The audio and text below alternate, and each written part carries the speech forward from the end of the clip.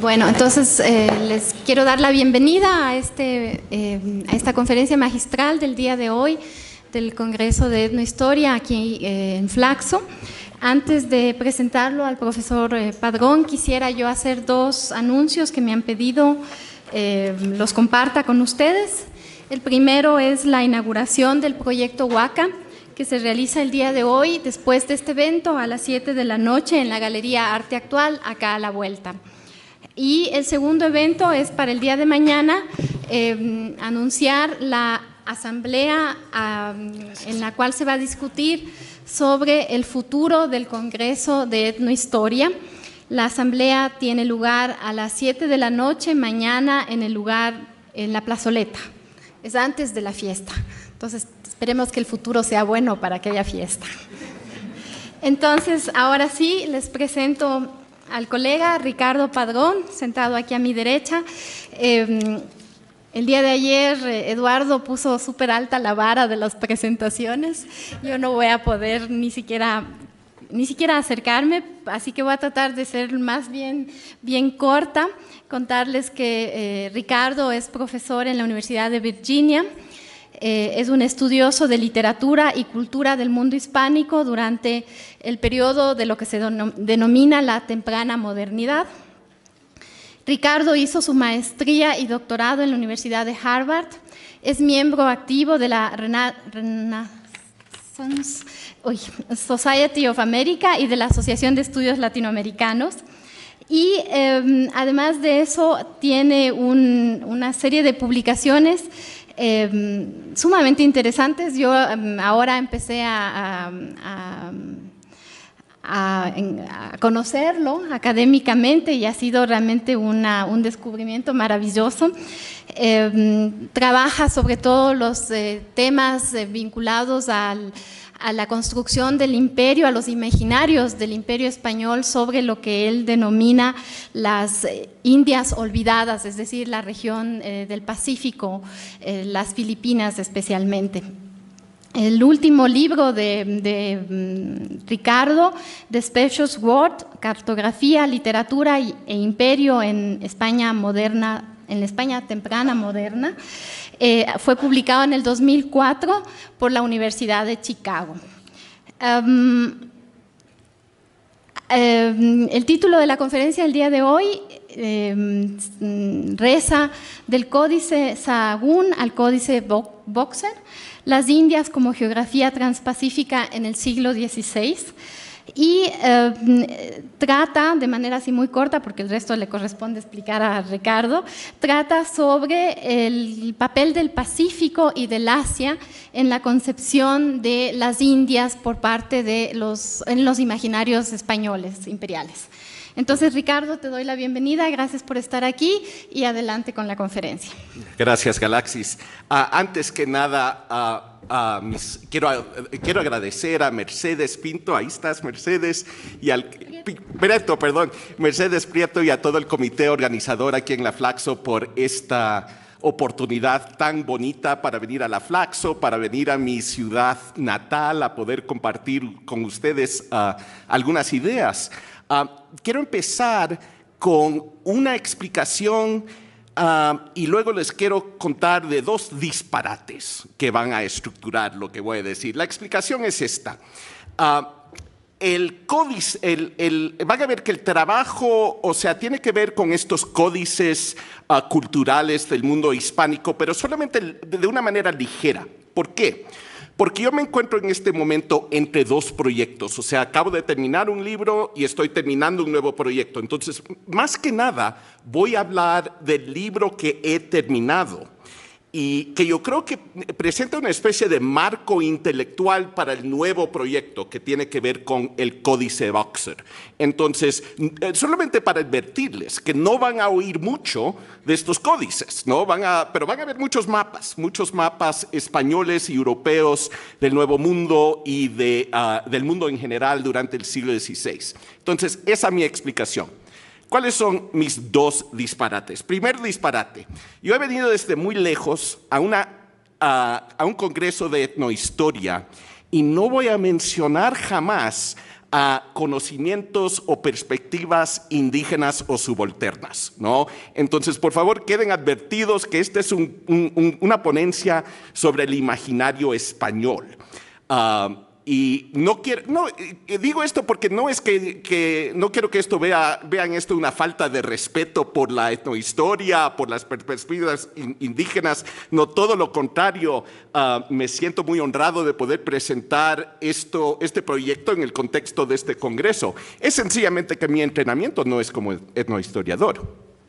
Segundo disparate. Frank Solomon ayer nos dio una ponencia que yo creo que ejemplifica muy bien el trabajo muy cuidadoso que él hace, archivístico, que puede encontrar todos estos detalles cruciales. Yo voy a hacer todo lo contrario. Yo voy a hablar en grandes brochazos y hacer generalizaciones muy grandes. ¿Por qué? Porque estoy tratando de comunicar básicamente el argumento de un libro entero. Y hay mucho que se va a quedar en el tintero. El libro que acabo de escribir sobre el concepto de las Indias en el siglo XVI y el papel del Pacífico y Asia en ese concepto, es un trabajo comparativo entre mapas y literatura. Y yo lo que voy a hacer es hablar más que nada del lado cartográfico. ¿Por qué? Porque el lado cartográfico es algo que yo puedo comunicar a un público que está llegando a este tema por primera vez. Me parece más asequible hablar de los mapas, o sea, del aspecto visual del proyecto, que hablar de una serie de crónicas españolas que seguro que son desconocidos a muchos. Pero si alguien tiene preguntas sobre el lado literario del proyecto, yo muy contento se lo describo después, ¿no? Sea en la sesión de preguntas o en una conversación particular. Entonces, ya, vamos a empezar entonces con la presentación. Mi título se refiere a dos colecciones de material etnográfico elaborados durante el siglo XVI en el mundo colonial hispano. El primero, seguramente muy conocido por muchos de ustedes. Se me había olvidado, voy a empezar con este epígrafe. Voy a mencionarles esta cita y vamos a volver a ello al final de la charla. Frank Lestrange, un estudioso francés de la cosmografía renacentista, nos dice: un mapa no es una ilustración, sino todo lo contrario. Es la estructura fundacional de un campo de conocimiento que sirve para delinear los compartimentos de una taxonomía, ¿no? Entonces, por favor, si podrían tener este comentario en mente durante la charla, volveré a ello al final.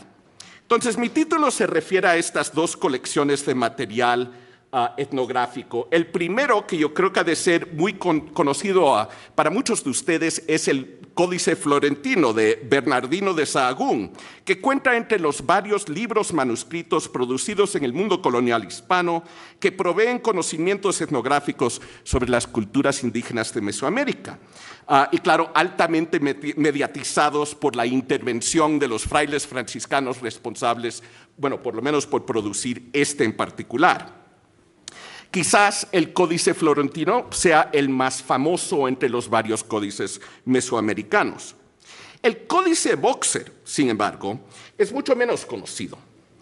Se trata de un libro, y esto es gracias a su origen en un rincón del Imperio Español que ha quedado prácticamente olvidado por la historiografía, que son las Filipinas españolas. Se trata de una descripción de los países y pueblos del este y del sudeste asiático armados en Manila durante el último cuarto del siglo XVI. Entonces no sabemos bien ni la fecha de la composición del Códice Boxer ni la autoría, ¿no? O sea, no sabemos quién era el compilador de estos textos. Seguramente, aunque seguramente se hizo a instancias del gobernador colonial de Filipinas.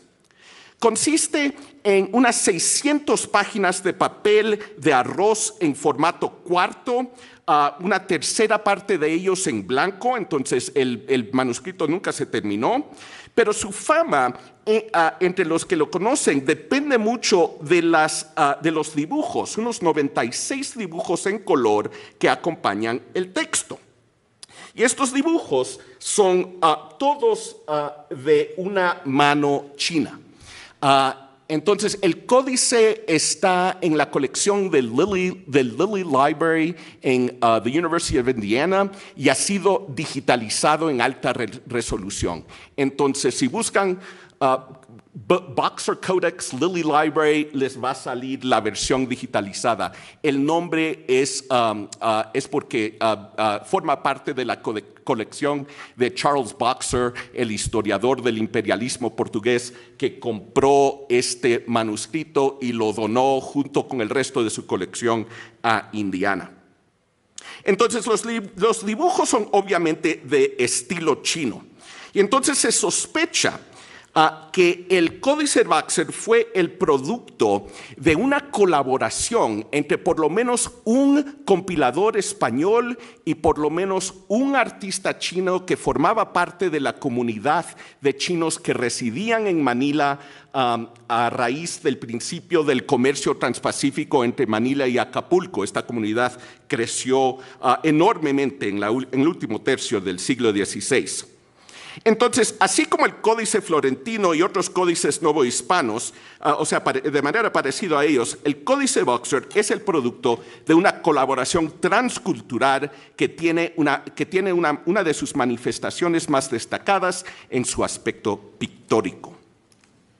Ahora, existen también contrastes muy importantes entre este texto filipino y sus parientes novohispanos. Empezando con las diferencias profundas entre las culturas representadas por cada uno de ellos, amerindias en el primer caso y asiáticas en el segundo, pero abarcando también los procedimientos que fueron utilizados para construir el conocimiento en cada caso y hasta el género textual en que cada uno de estos textos participa. Como yo creo que sabemos muchos de los reunidos en este congreso, una gran parte del conocimiento que se encuentra en las 2.400 páginas del Códice Florentino fue el producto de entrevistas entre frailes franciscanos y sus informantes nahuaparlantes del Colegio de Santa Cruz de Tlatelolco en la Ciudad de México. Conocimientos que fueron reunidos, organizados y editados por el franciscano español Bernardino de Sahagún.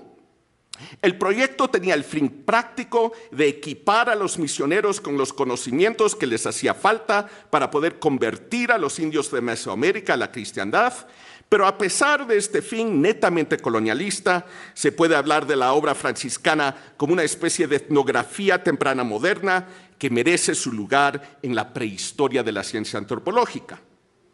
El Códice Boxer, por contraste, no fue el producto de un proyecto de investigación deliberado, como el Códice Florentino, y carece de la unidad conceptual que caracteriza a su primo novohispano. El texto filipino asume la forma de una antología de textos de índole diverso y de carácter diverso. Entre ellos, el relato de un viaje a la China escrito por un fraile agustino, entonces uno de los pocos textos incluidos de autoría cierta. Roteros de diferentes costas asiáticas por diferentes autores portugueses, desconocidos en la mayoría. Descripciones de las costumbres de los habitantes de diversas islas del sudeste asiático, también de autoría anónima. Y materiales sobre la China aparentemente derivados de enciclopedias chinas que de alguna manera llegaron a Manila, a lo mejor en manos de mercaderes chinos que se arraigaron en aquella ciudad. Ahora, el filipinista, a pesar de estas diferencias, el filipinista no tiene otro remedio que estudiar el Códice Boxer a la luz de otros proyectos etnográficos e históricos de la época que tratan del Nuevo Mundo, entre ellos los códices novohispanos, porque el material coetáneo sobre Filipinas es limitado en número y ningún otro texto de la época lleva ilustraciones o se presenta de manera tan obvia como producto de una colaboración transcultural como el Boxer. Mi propósito esta tarde no es llevar a cabo aquella comparación, ni siquiera pienso plantearla más allá de lo que llevo dicho. No. Mi propósito esta tarde es desarrollar un poco el horizonte de expectativas dentro del cual, creo yo, se produjo el Códice Boxer. No para convencerles que el filipinista tiene que estudiarlo a la luz de códices americanos, sino para sugerirles que este texto sobre el este y el sudeste asiático debe de formar parte del quehacer de la investigación latinoamericanista. Hablar, como yo mismo he hecho hasta ahora, de un texto sobre culturas asiáticas y otro o otros sobre culturas amerindias, tiene sentido hasta cierto punto obvio, pero no corresponde a la manera en que la imaginación geográfica del momento figuraba la relación entre estos dos continentes y sus habitantes. Y por lo tanto, corre el riesgo de ocultar aspectos imprescindibles de la concepción del trabajo etnográfico hispánico en el contexto transpacífico. Ya hacia el último tercio del siglo XVI, cuando se escribió el Códice Boxer, América generalmente se concebía como un continente separado de Asia, y los habitantes nativos del continente americano se entendían como una rama particular de la familia humana. Y les he puesto esta imagen muy conocida del Atlas de Ortelio, que por primera vez populariza la imagen de las partes del mundo como... los alegoriza como figuras femeninas. Vemos a América en la parte inferior de la imagen retratada como un caníbal salvaje, ¿no? Entonces ya cuando se produce el Códice Boxer, ya está en circulación esta idea, que la familia humana consiste en varias ramas, cada una de las cuales tiene una especie de hogar continental, y que se puede hablar de europeos, asiáticos, africanos y americanos. Pero lo que quiero convencerles es que esta idea a finales del siglo XVI todavía es una idea que está todavía en formación, que está bajo construcción y que es una idea contestada. Y voy a tratar de convencerles que en esta época hace más sentido hablar, si queremos entender la imaginación geográfica hispana, hablar de las Indias y examinar un poco más de cerca qué es lo que se quería decir por ese concepto. Entonces, lo que voy a tratar de hacer es trazar una breve historia del concepto de las Indias en la imaginación española a lo largo del siglo XVI. Ahora, todos sabemos que Cristóbal Colón quedó convencido que las tierras que había descubierto formaban parte del mundo asiático, pero que otros dudaron de este concepto y que poco a poco llegaron a concebir a las tierras descubiertas en el mar Océano, primero como el Nuevo Mundo y después como América. Solemos olvidarnos, sin embargo, que cuando los cosmógrafos Martin Waldseemüller y Matthias Riemann acuñaron el nombre en este mapa de 1507, el primer documento de cualquier tipo que llama al Nuevo Mundo América, ellos asignaron ese topónimo solamente a lo que nosotros llamamos América del Sur, ¿no? O sea, para ellos la identidad de las tierras que se habían descubierto hacia el norte, lo que nosotros llamaríamos partes de Norteamérica, los dejaron su identidad ambigua, ¿no? Realmente no se sabía cómo se conectaban esto con el resto de la geografía global. Unos años después, cuando Waldseemüller sacó su Carta Marina de 1516, identificó lo que nosotros llamamos la Florida como, perdón que la imagen no se puede ver muy bien, pero pueden ver la península de la Florida ahí, y justo arriba tenemos un texto en latín que reza Terra de Cuba pars Asi, ¿no? Tierra de Cuba, parte de Asia, ¿no? Entonces, Waldseemüller aquí se ha decidido que América del Norte, lo que nosotros llamamos América del Norte, es realmente el continente asiático, y lo que nosotros llamamos América del Sur es, digamos, como una especie de península asiática previamente desconocida por los europeos. Ahora, esto parecería ser una marcha atrás. Los que queremos entender a la cartografía de la época como un movimiento progresivo hacia la verdad geográfica, esto lo hace parecer como un error, como un momento de conservadurismo. Waldseemüller abandona su innovación tan correcta y atrevida. Pero lo que pasa es que si tuviéramos que escoger entre los dos mapas de Baltimore, ¿cuál representaba, digamos, la opinión común entre los cosmógrafos europeos en esta época, la primera mitad del siglo XVI? Tendríamos que escoger el segundo mapa, ¿no? O sea, la idea de que América del Norte era realmente el este del continente asiático era la idea más aceptada entre los cosmógrafos de la época entre 1500 y más o menos 1565. Esto nos dicen varios historiadores de cartografía a base de una especie de catálogo de los mapas y globos que nos han llegado de la época. Ahora, entonces, por ejemplo, vemos a este mapa hecho por un franciscano español con el nombre increíblemente genérico de Franciscus Monachus. En 1527 vemos que él identifica al Nuevo Mundo, a Sudamérica, como una especie de península asiática. Entonces, fíjense en lo que implica esto, que se puede caminar desde Quito a la China, ¿no? Que el mundo de Marco Polo se encuentra justamente al norte del mundo nuevamente descubierto de la Nueva España.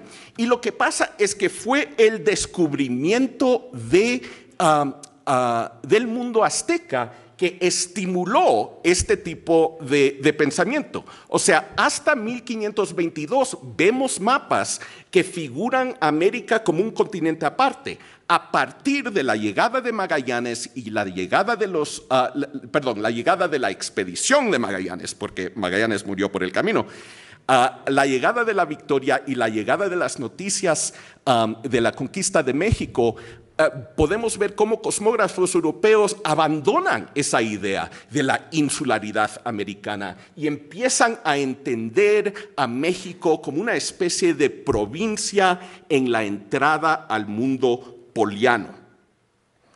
Esto lo vemos, por ejemplo, el mapa a la izquierda, un mapa francés por Oroncio Finet, que tuvo una influencia enorme. Vemos aquí a Sudamérica conectado con Asia y el continente asiático continúa hasta llegar a Europa. El ejemplo a la derecha, me da una pena que la imagen es tan mala. No es que la imagen es mala, es que el original está muy dañado. Pero tenemos una parte de un mapa masivo publicado en 1558 en que vemos cómo... A ver.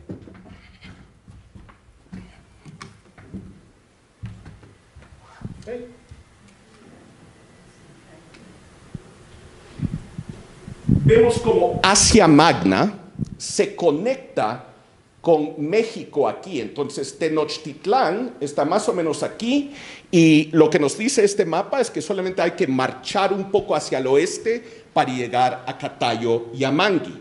Otra alternativa, seguir la costa mexicana para llegar a las islas de la Especería.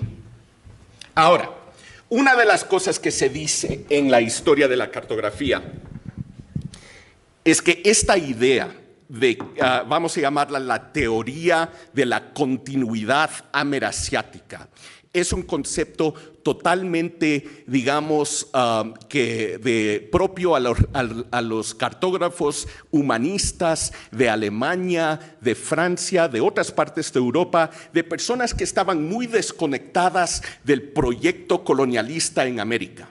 Y se supone que en Iberia no se creían estas fantasías. O sea, cuando vemos a los mapas españoles de la época, ninguno nos retrata este tipo de geografía. ¿Qué es lo que típicamente hacen? Aquí tenemos, por ejemplo, un mapa italiano derivado de un mapa español que nos muestra la costa de Norteamérica y América del Sur identificado como el Mundo Nuevo, pero que trunca la geografía, de tal manera que se evita todo el problema de qué es lo que queda hacia el oeste y hacia el norte de Tenochtitlán. Lo mismo pasa en este mapa español de 1562. Se trunca la geografía para evitar el problema. Otros mapas españoles, cartas náuticas producidas en Sevilla y copias de estas cartas producidas en Venecia, adoptan otra alternativa. Dejan el espacio en cuestión en blanco, ¿no? Entonces aquí pueden ver un espacio en blanco entre el Golfo de México y esta pequeña parte retratada de la costa asiática. En esta alternativa, el mapa de Diogo Ribeiro de 1529, vemos el mismo espacio en blanco, o sea, aquí está el Golfo de México, Tenochtitlán está más o menos aquí están las islas de la Especería, la China está aquí y tenemos un espacio en blanco en la mitad llenado con imágenes de instrumentos científicos. Entonces, esto es lo que vemos en la cartografía española, o se trunca o se deja en blanco. Y de tal manera no se propone de una manera directa que América y Asia podrían formar un solo continente. Pero lo que pasa es que cuando dejamos a un lado la cartografía española y prestamos atención a lo que estaban haciendo los españoles en Nueva España, nos damos cuenta de que toda la historia de la exploración en la Nueva Hispánica, después de la conquista de México, realmente no hace sentido si no suponemos que Hernán Cortés, Pedro de Alvarado, Antonio de Mendoza, Coronado, que por lo menos estaban entreteniendo la posibilidad de que se podía caminar de la Ciudad de México a Beijing, ¿no? O sea, este concepto de la unidad amerasiática, la continuidad amerasiática, a pesar de que no aparece en mapas españoles, lo vemos representado en las actividades de estos conquistadores y en los relatos de algunas de esas entradas. Por ejemplo,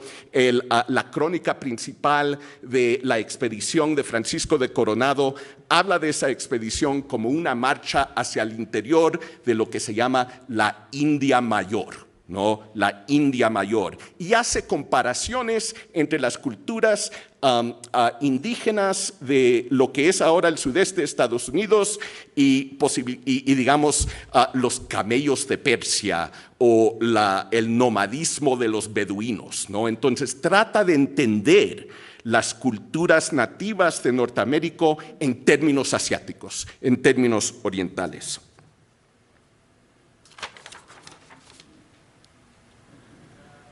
Ahora, esta tendencia de identificar a América del Norte como parte de Asia y a México como un país fronterizo con Catayo se manifiesta no solamente en mapas, sino también en la cultura material de la época.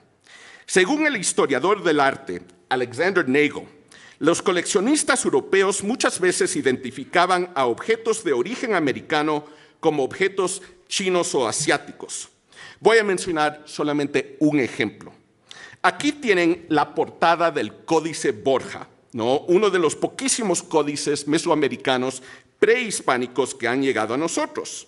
Lleva un título en tinta, Libro del México, junto con una inscripción que explica que el libro es un regalo a un miembro de la corte Medici, ¿no? Pero sin embargo pueden ver que el título, Libro de México, no es el título original, que tenemos otro título que ha sido raspado y reemplazado por el libro que vemos. Bueno, el profesor Nagel ha podido reconstruir el título borrado. ¿Y cuál era el título original? Libro de la China, ¿no? O sea, el Códice Borja, una colección básicamente de escritura mixteca, ¿no? Se entendía en Europa como un libro chino, ¿no? Y lo que les quiero decir es que esto no era una mera equivocación. No estamos hablando de un archivista que sencillamente no sabía reconocer material americano. Lo que pasaba es que la geografía en sí todavía estaba, digamos, todavía estaba muy poco determinada, ¿no? Y no se entendía, para decirlo de otra manera, no se había construido de una manera incontrovertible la frontera entre un oeste americano, un occidente americano y un oriente chino. Ahora, por supuesto, no todos los pensadores identificaban a Norteamérica con Asia. o hacían de México un vecino inmediato de la China. Pero no por eso participaban en la invención de América, para usar el término de Edmundo O'Gorman, de América como un continente independiente y del americano como una rama particular de la familia humana. Esto se nos da claramente en el trabajo de uno de los cosmógrafos más influyentes de la época, de mediados del siglo XVI, Sebastián Münster. Según J. Brian Harley, el mapa que Münster dibujó del Nuevo Mundo representa el primer mapa del hemisferio occidental entero, impreso, que circuló por Europa, o sea, que tuvo una difusión bastante amplia. Entonces, este mapa, o sea, pueden encontrar una serie de estudios de historiadores de cartografía que hablan de este mapa como uno de los primeros mapas influyentes de América. Pero, ¿qué es lo que pasa? La Nova Insulae Novutabula forma parte, este mapa se imprimió en 1538 y luego Münster lo incluyó en una serie de publicaciones a lo largo de las décadas de los 40, incluyendo su cosmografía de 1544, que fue traducido a 5 idiomas y pasó por 46 ediciones. Entonces, un libro muy, muy leído para el siglo XVI. Pero en todas esas publicaciones, el mapa del Nuevo Mundo viene acompañado de otro mapa. Y vean lo que pasa cuando empatamos a los dos. Aquí tenemos el mapa del Nuevo Mundo, el Novus Orbis, empatado con el mapa de India Extrema, que Münster también diseñó para la cosmografía, para su edición de Ptolomeo. ¿Y qué es lo que vemos? Que el Pacífico se representa de un tamaño muy, muy reducido, y las islas del archipiélago descrito por Marco Polo, incluyendo la isla de Zipangu, forman una especie de puente entre el continente asiático y las nuevas tierras descubiertas. Entonces, este mapa se pone aún más interesante cuando lo leemos a la luz de la cosmografía mismo.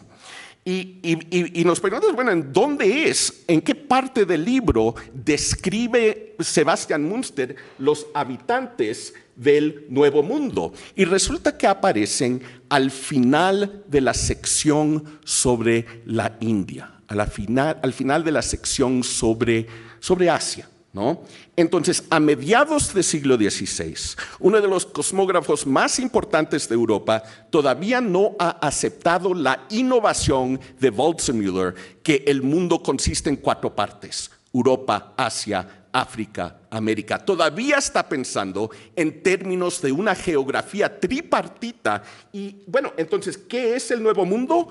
El Nuevo Mundo no es nada más que una isla indiana muy grande, ¿no? Y previamente desconocido por los europeos. ¿Y cuál es la implicación antropológica de esta? Que los habitantes de esa isla son indianos. O sea, así como los habitantes de Zipangu, de Sumatra, de Java Mayor, de Java Menor. O sea, no hay ningún sentido de novedad radical, ni geográfico ni antropológico en este mapa. Dentro del mundo hispánico, el intelectual que yo creo que más se identificaba con esta geografía era Bartolomé de las Casas. Y estoy pensando particularmente en su Apologética Historia Sumaria, un tratado escrito a mediados de siglo, o sea, justo después de que se publican los mapas de Münster, que sirve para defender la racionalidad del habitante nativo de América, para demostrar que los indios de América eran personas tan racionales como los europeos. Y como parte de ese argumento, llega un momento en que Las Casas dice algo muy curioso. Dice que estas indias, hablando de las islas nuevamente descubiertas, son, y cito, parte y la postrera de las verdaderas indias, de cuya felicidad tantas maravillas escribieron los historiadores antiguos. La India, digo, ultra o extra Ganjem, ¿no? Entonces las casas en este pasaje parece configurar el mundo de una manera muy parecida a su contemporáneo Münster. Y sabemos que las casas había leído a Münster y que lo cita. Ahora, ¿qué es lo que pasa? Y una parte de este trabajo no es solamente recuperar la imaginación de la época, sino también hablar de cómo los estudiosos en el siglo XX, yo creo que han entendido mal a una gran parte de esta historia.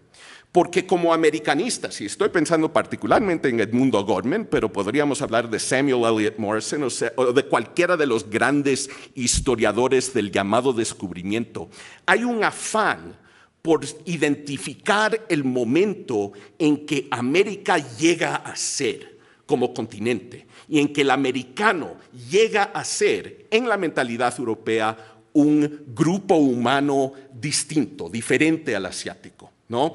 Todos esos historiadores tratan de identificar ese momento, digamos, lo más antes posible. Claro, ya nadie diría 1492, pero Gorman nos da 1507, Samuel Eliot Morison nos da 1525, León Portilla nos da 1540 y pico. Yo lo que estoy diciendo, estoy hablando del otro lado de la moneda. O sea, ¿por qué es que los historiadores nos pueden dar tantas fechas para la invasión de América? Porque América parece que no se acaba de inventar, ¿no? Porque hay una rama de pensamiento que quiere mantener a estas tierras nuevamente descubiertas, aliadas con Asia, conectadas con Asia. O sea, este divorcio entre América y Asia no ocurre rápidamente, ¿no? Hay muchos intelectuales que quieren mantener vivo el matrimonio, ¿no? Y lo que hacen es encuentran diferentes maneras de hacerlas. Continuidad geográfica, continuidad, digamos, esto es una continuidad a otro nivel. Las casas no dependen de argumentos geográficos. Él nunca dice que América sea una península del continente asiático. Él forma su argumento a base de semejanzas. Dice que en América se han observado árboles muy grandes y que Plinio describe árboles muy grandes en la India. Entonces los dos lugares son indianos. Plinio dice que en la India hay una multitud de naciones que hablan diferentes idiomas en las tierras nuevamente descubiertas, lo que las casas se llama tierra firme siempre, o las Indias. También se han encontrado muchos pueblos que hablan muchos idiomas diferentes. Entonces, por lo tanto, es un lugar indiano. Y no importa si esté conectado o Asia o no, tiene una esencia indiana. Entonces, el concepto de las Indias llega a ser el meollo del asunto. Y nos tenemos que preguntar, ¿qué quería decir esta gente por las Indias? ¿No? Porque normalmente lo que pensamos es que las Indias es básicamente un sinónimo de América, ¿no? Y lo que les quiero convencer es que no. A veces lo era, a veces no. Y lo que hay que entender en cada uno de los casos es cómo se está usando este término y si se está estableciendo una relación de sinonimidad con el concepto de América o si se está haciendo otra cosa. Ahora, yo creo que una de las personas que nos ha dado una pista sobre cómo entender esto es, antes de pasar a mi amigo Nicolás, hice una pesquisa en el corpus del nuevo diccionario histórico del español, que nos permite entender el idioma español en sentido cronológico. Para darles una idea de lo que encontré, busqué el término las Indias, ocurrencias de las Indias, en esta base de datos entre el año 1500 y 1600, y el término apareció 6,000 veces, ¿no? 6,000 veces.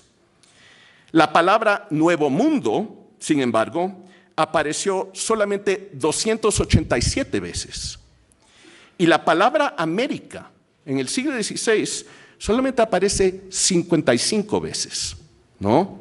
Entonces, obviamente, el concepto de las Indias es el concepto que importa en el siglo XVI. América y las apariencias, las pocas apariencias de América son fascinantes.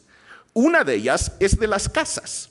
que explica a su lector que América es un concepto extranjero que aparece en mapas extranjeros. O sea, para el lector español se tiene que explicar el origen y el uso de ese nombre, porque es así de ajeno al lector español. La segunda ocurrencia en una traducción al español de una cosmografía escrita en Alemania, ¿no? Entonces, a mediados de siglo, América es un concepto que está circulando en el norte de Europa, no en el mundo hispánico, no en España, y yo creo que muchos menos en las colonias españolas en América. Ahora, entonces, ¿qué querían decir por este concepto? Nos da una pista muy importante mi amigo Nicolás Güell Gómez, que en su libro, yo creo que fundamental, The Tropics of Empire, Why Columbus Sailed South to the Indies, nos dice que nos trata de convencer que el interés de Colón realmente no quedaba en el oeste, sino en el sur. Voy a saltar para adelante un poquito, vamos a volver a Gómora después. Cuando hablamos de la geografía medieval, ya he mencionado una de las posibles maneras que se cartografiaba en el mundo en la Edad Media. Se lo dividía en tres partes: Europa, Asia y África. Pero sin embargo, la tradición antigua y la medieval también poseía otra tradición metageográfica que se asocia con estos mapas macrobianos. Aquí vemos que las tres partes del mundo, África, la Europa, África y Asia, forman parte de una isla que ocupa el hemisferio norte, ¿no? Entonces, este concepto de las partes del mundo no es una geografía global, solamente pertenece al orbis terrarum, al oikumene, al mundo conocido. El concepto verdaderamente global es este de las 5 zonas climáticas. O sea, se entiende que el mundo esférico está dividido en 5 zonas, 2 frígidas, 2 templadas y una tórrida. Y según la teoría primera vez avanzada por Aristóteles, la zona tórrida es demasiado caliente para ser habitada por el ser humano, las frígidas son demasiado frías y el ser humano solamente puede sobrevivir en las 2 zonas templadas. Lo que pasa es que Güell Gómez examina cómo en el siglo XV se vuelve a rehacer este concepto, ¿no?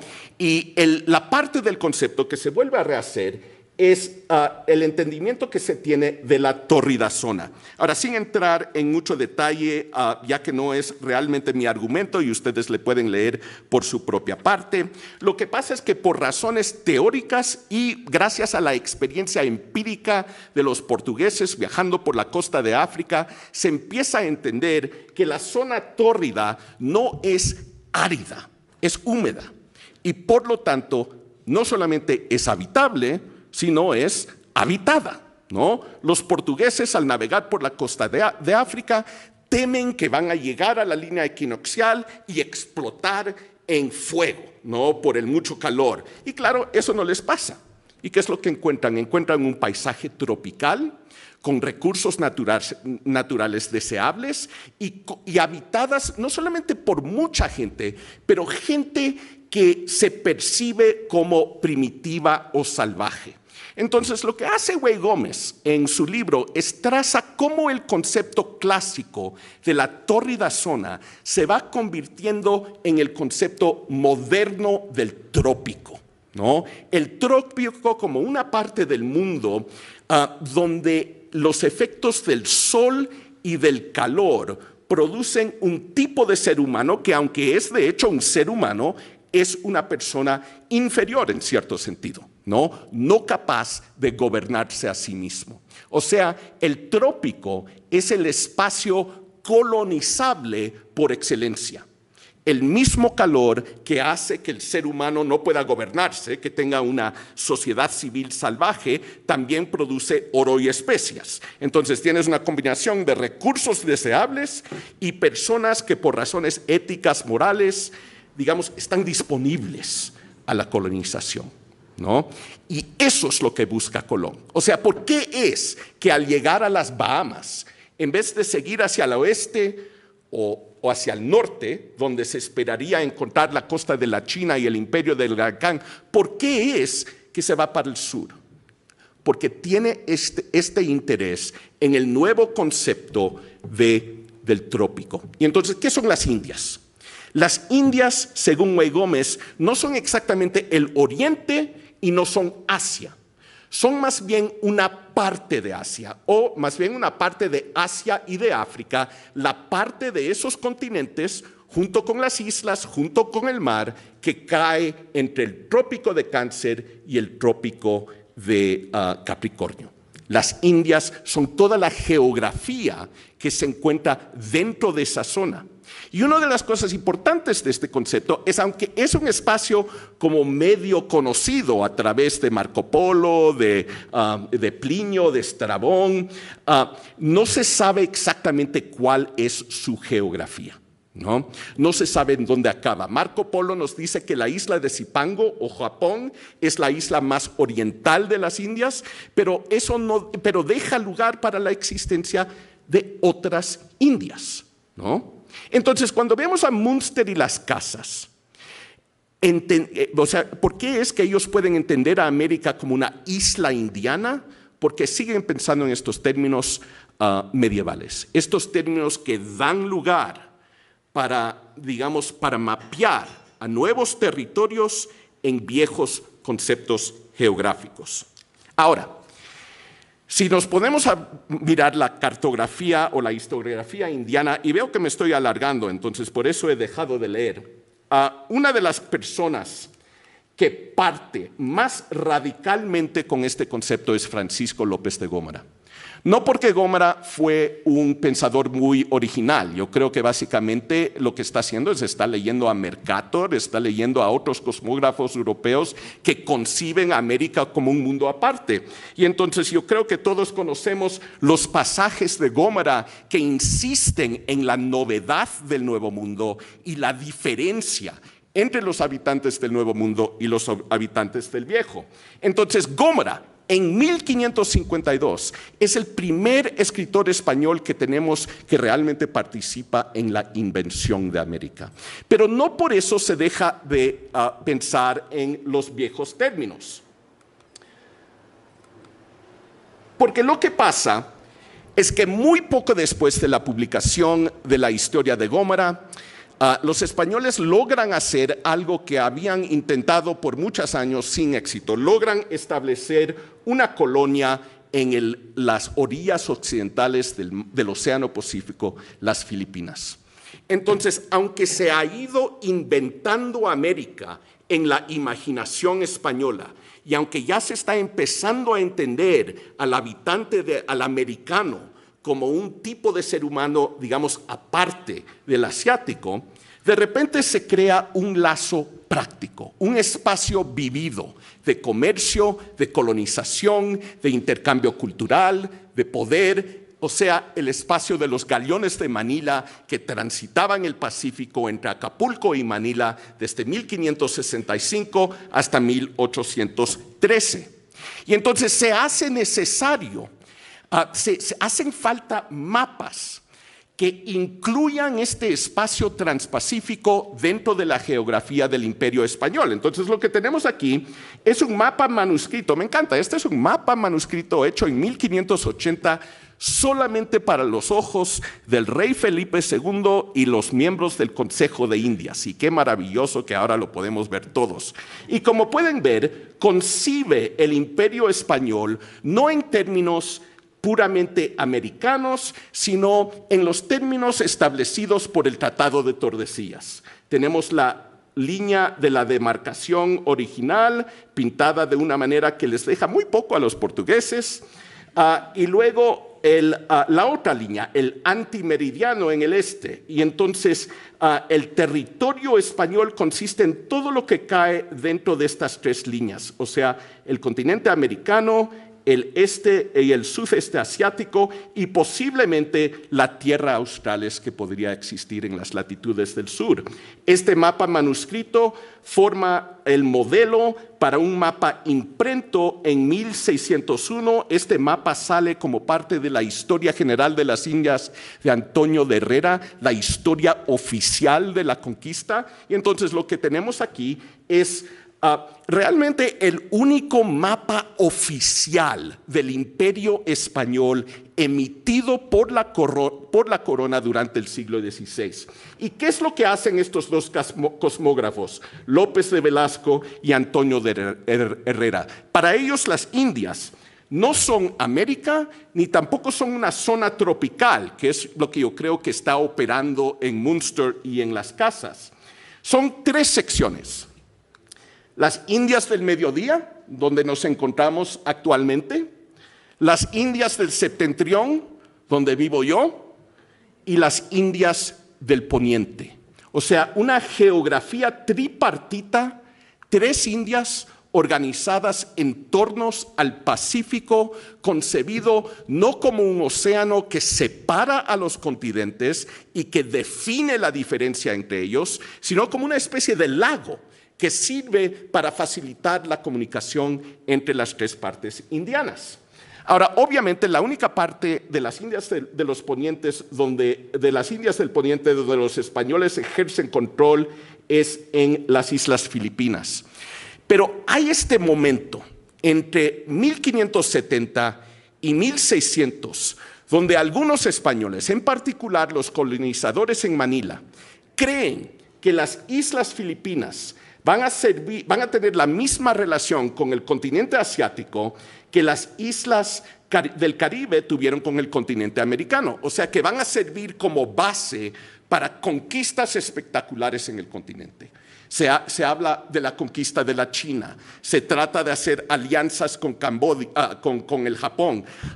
Ocurren 3 invasiones separadas de Camboya, o sea, 3 invasiones españoles de Camboya en el siglo XVI. Y claro, todo esto genera una literatura histórica, una literatura etnográfica en español sobre las Islas Malucas, sobre las Islas Filipinas, sobre la China, sobre el Japón. El libro más leído sobre la China en el siglo XVI en toda Europa es el producto de un agustino español que nunca había estado en la China, ¿no?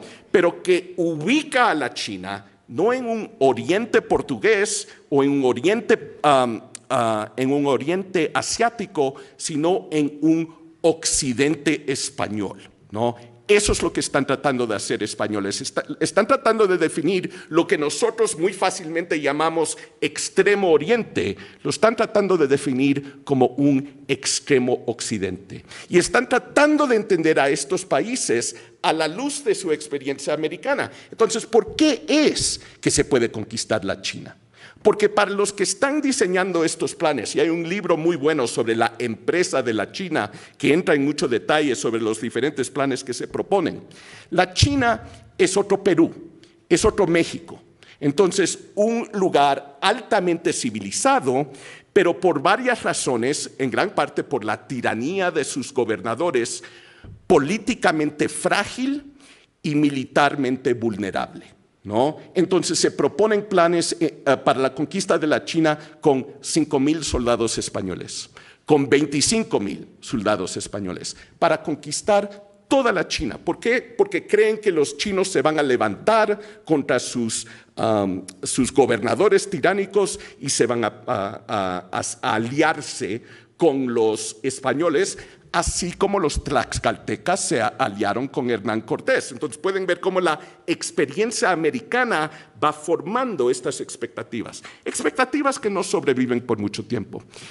Pero fíjense en lo que ha pasado. He dicho que América realmente nunca se divorcia del todo de Asia, que se encuentran diferentes maneras de relacionar a los dos continentes en la imaginación española. Pero hay un cambio fundamental. Al principio, el proyecto consiste en entender a América como parte de Asia y a los americanos como un grupo previamente desconocidos de indianos, de asiáticos. para finales de siglo, se han cambiado, se ha invertido el programa. Ya no se trata de entender a América como parte de Asia, sino a Asia como una especie de reflexión de América y como un posible teatro para la extensión del imperialismo español. Este es el contexto en que se construye el Códice Boxer, ¿no? Un momento en que Asia se entiende a la luz de la experiencia americana, a la luz de conocimientos sobre el trópico y a la luz de expectativas imperialistas que, claro, nunca llegan a ser. Ahora, ¿cuáles son las implicaciones de todo esto? Espero haberles convencido que que hay buenas razones por las cuales incluir el material sobre Filipinas y sobre esta parte del mundo dentro de nuestro estudio de lo que es el colonialismo español del siglo XVI. O sea, tenemos toda una bibliografía que ha quedado huérfana, porque ni lo estudian los latinoamericanistas o los peninsularistas y ni lo estudian los especialistas en estudios asiáticos. Pero otra cosa aquí es que ya llevamos muchos años criticando a conceptos como América, Europa, Oriente, Occidente. Muchas de las críticas más fuertes de estos conceptos han venido precisamente de la etnohistoria, que nos ha mostrado ya muchas veces cómo el concepto de América y el concepto del indio son construcciones ideológicas. Pero a pesar de toda esta crítica, vemos que estos conceptos siguen operando en la organización de nuestras disciplinas, ¿no? Para volver a la cita de Frank L'Estrangat, un mapa es lo contrario de una ilustración. Es el supuesto, es la estructura de un campo de conocimiento. Tan pronto que yo digo, soy americanista, entonces las Filipinas y toda esta experiencia como caen del radar, no son parte de mi quehacer académico. Pero si por contraste empiezo a pensar en América, en Latinoamérica, en las geografías que configuran todas las disciplinas reunidas en este congreso, cuando lo vemos como una construcción ideológica, no por las razones que ya conocemos, la manera en que estos conceptos silencian a las epistemologías nativas, sino porque estos conceptos no son construcciones de la temprana modernidad, son más que nada productos del siglo XIX y de la Guerra Fría, ¿no? Y si queremos entender la historia de la temprana modernidad en términos de una geografía que correspondía a la imaginación que producía todo esto, que se embarcaba en estos proyectos coloniales, una de las cosas que tenemos que hacer es cuestionar el concepto de América, ¿no? Y entender que era un concepto que no siempre estaba operante y que en su lugar el concepto operante era el de las Indias. Un concepto flexible, un concepto maleable, un concepto que se vino configurando y reconfigurando a lo largo del siglo en el servicio de toda una serie de proyectos, tanto políticos como intelectuales. Y ahí termino una presentación que se me ha resultado mucho más larga de lo que creía. Les agradezco la asistencia y la atención.